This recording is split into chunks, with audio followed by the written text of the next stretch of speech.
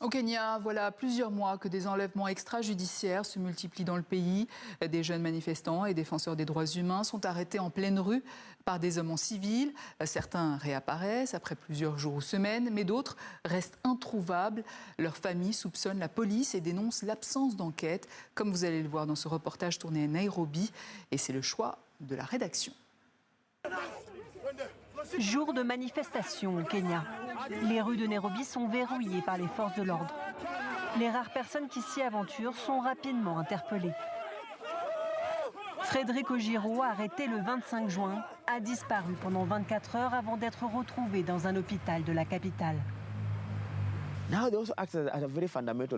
Ils nous ont posé des questions très directes. Pourquoi faites-vous honte au président ? Qui êtes-vous pour demander sa démission? Qui pensez-vous être? Et avant même de pouvoir répondre, ils te rouent de coups, ils te frappent. Ils ne connaissent que ça. Et ils te battent à coups de poing.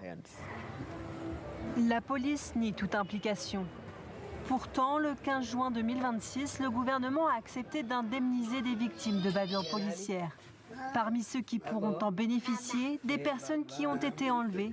Depuis, 3 jeunes ont disparu sans laisser de traces.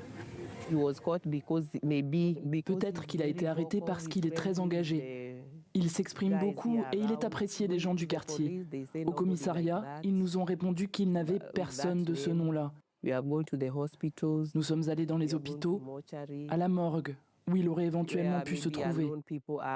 Mais personne ne connaissait quelqu'un du nom de Macmillan. Si le Kenya est considéré comme le pays le plus démocratique d'Afrique de l'Est, la multiplication des enlèvements inquiète les organisations de défense des droits humains. Ça fait peur. Le gouvernement reste muet sur ce sujet. Or, il doit nous protéger. Le gouvernement doit faire en sorte que tout le monde soit en sécurité. Alors quand quelqu'un est enlevé, parfois même devant les médias, et que les autorités ne font aucun commentaire, c'est vraiment inquiétant.